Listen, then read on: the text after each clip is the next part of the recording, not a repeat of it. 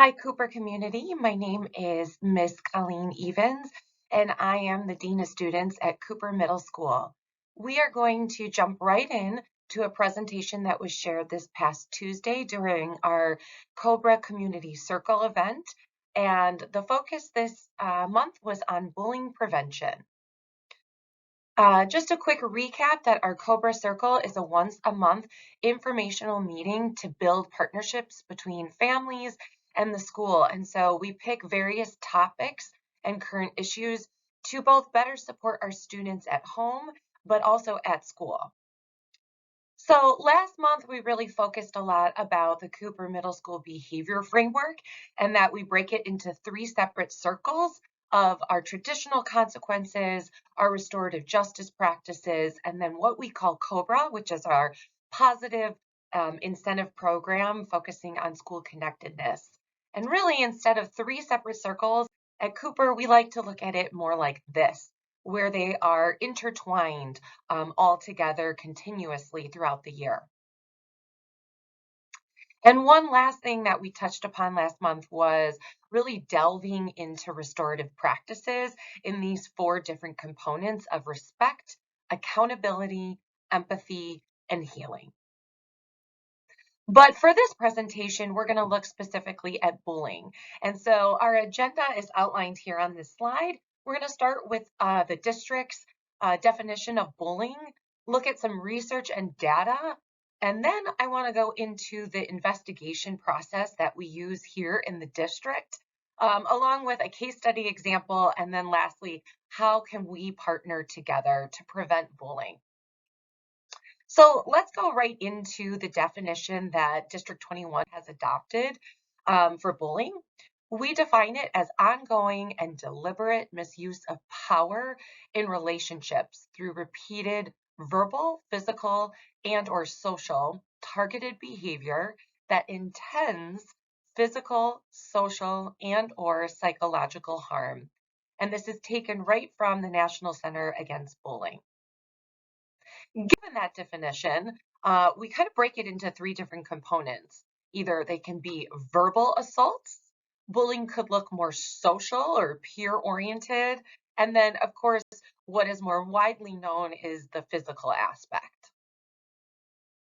And so we took a long time to look at this picture, and over on the left-hand side, that really depicts how you might visualize a bullying incident. But we spent a lot of time moving over to the right side because we know that when there is bullying in a school setting specifically, there is a lot more that is underneath that surface layer. So of course we have the picture of the target and the bully.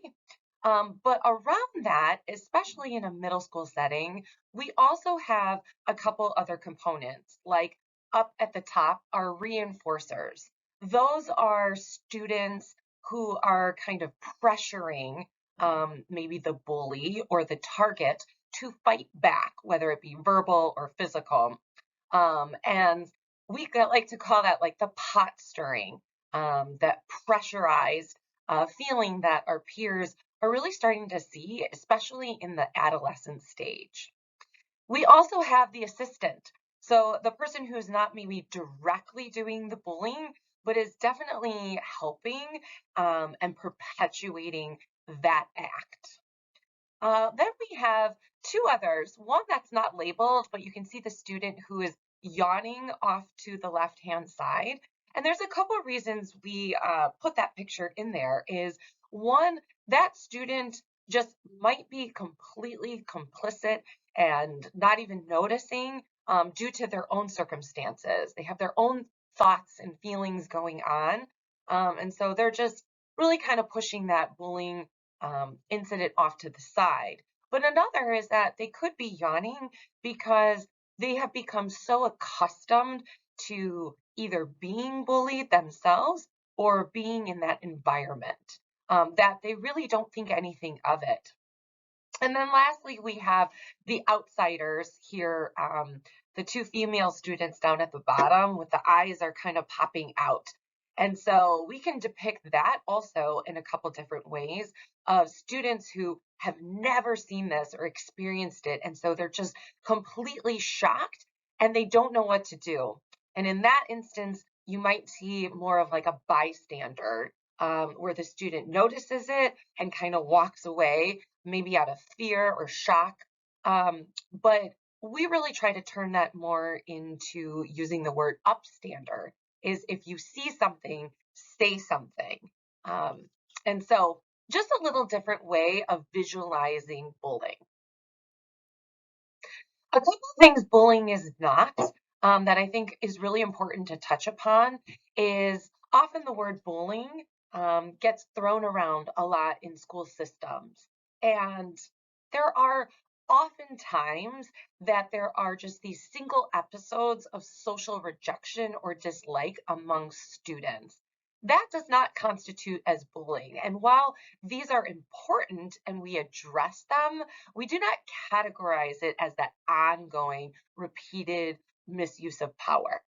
Another is single episodes, acts of nastiness or spite, random acts of aggression or intimidation, and then lastly, mutual arguments, disagreements, or fights.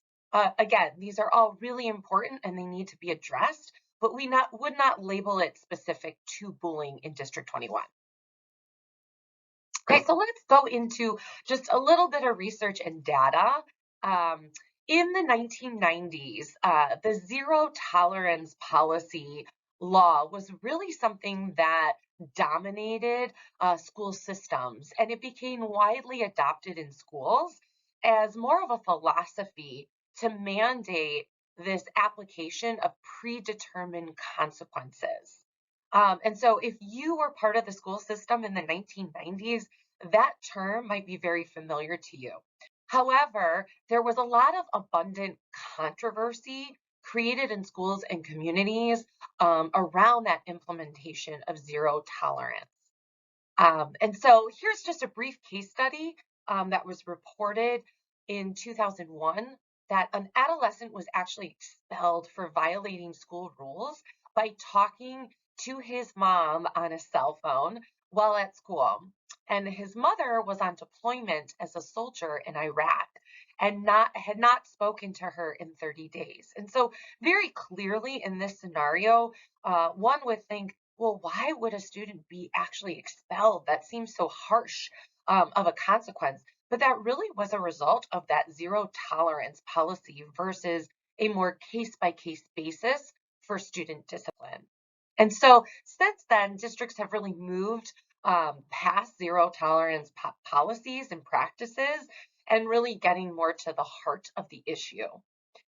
And that really has stemmed from this idea and premises that all students deserve access to safe, supported schools and classrooms. Directly resulting from the revamping of zero tolerance and pushing that aside is what we call Senate Bill 100, which was passed in January of 2015. And so this is notated in our bullying investigation. And so just very quickly, Senate Bill 100 really explicitly requires that schools minimize exclusionary discipline practices such as suspension and expulsion. And the reason is to keep students in school versus maybe the quote you've heard, the school to prison pipeline, by getting rid of students instead of reteaching and refocusing more strategies on how do we actually change behavior. And so, of course, as a result, there was that elimination of zero tolerance, which stemmed from Senate Bill 100. Okay, so now let's just take a couple minutes to go into the district's investigation process. So if a family was to reach out to the school claiming that there is bullying going on amongst their student, we will open an investigation process if it does fall under that definition. And so this is just the first screenshot of what that actual investigation looks like. And it really has to do more with the logistics, like who will be completing it, um, when did it start, when did it end, and that the investigation really needs to be completed within 10 days, um, more specifically 10 school days from the start that the school was notified.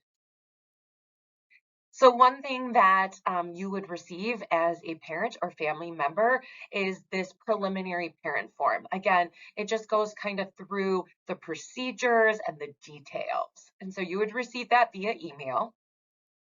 And then on the school site side, we would go ahead and we would delve into parent contact information and the location, the date, and the description of the behavior, really to give us a full picture. Next, and this is one of the most important pieces of the investigation, is the interview. And so several interviews are going to be conducted. First, the alleged student targeted of bullying, and then also the aggressor or alleged aggressor. Any parents or guardians, teachers, staff members, if this is happening on the bus driver, if it's happening during maybe recess or lunchtime, any supervisors that may be in there that might have witnessed a fuller context of what is going on, and again, maybe why this is going on. And so there's some hypotheses leading into those questions, which are noted here. So I'll pause so you can take a moment to look at the interview questions.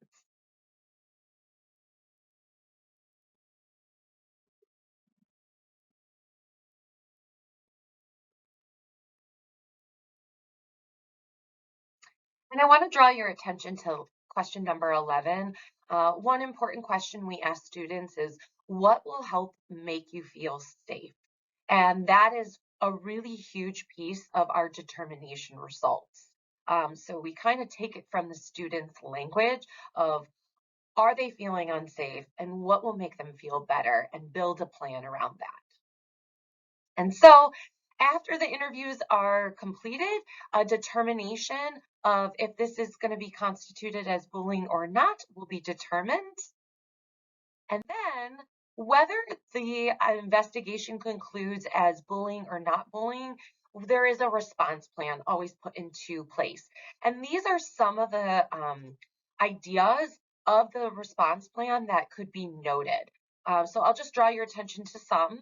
One is increased staff supervision, a behavior agreement, or what we call like a social contract amongst the students, a formal restorative conference with all parties, so all voices are heard and valued. Some social work. We might even do some unstructured plan areas of supervised recess or alternative lunch assignments. Um, in school or out of school suspension, loss of privileges, detentions, kind of following into those more traditional consequences. Okay, so if your student was to come home and say that they are being bullied, there are some questions that we can partner together to really ask. And the first question is always, what happened? And what are you thinking and feeling? What were you thinking and feeling at the time this incident occurred? And what are you thinking and feeling now? And then what will make you feel better? And so we use these as restorative questions, but I also think they can be really, really beneficial at home as well when we are going into some type of bullying investigation. Okay, so on Tuesday, we just put one little case study out there and kind of came up with some ideas of what you would do as a family member or guardian at home. So if your student came home after school and reported another student is bullying them, and they tell you this student is calling them names at lunch, what are some things you could do? And so we went around, and the families during the community circle came up with some great ideas. One being, okay, what is happening? Where is it happening? When is it happening, and how frequently or consistently? So really getting to if there's a pattern. Is it happening every day, specific time, like at the end of the day, or at lunch? And then really going a little bit deeper as to, have you had this issue with this particular student before? Are you friends? Are you not friends? Maybe acquaintances? What was leading up? So really getting a full picture.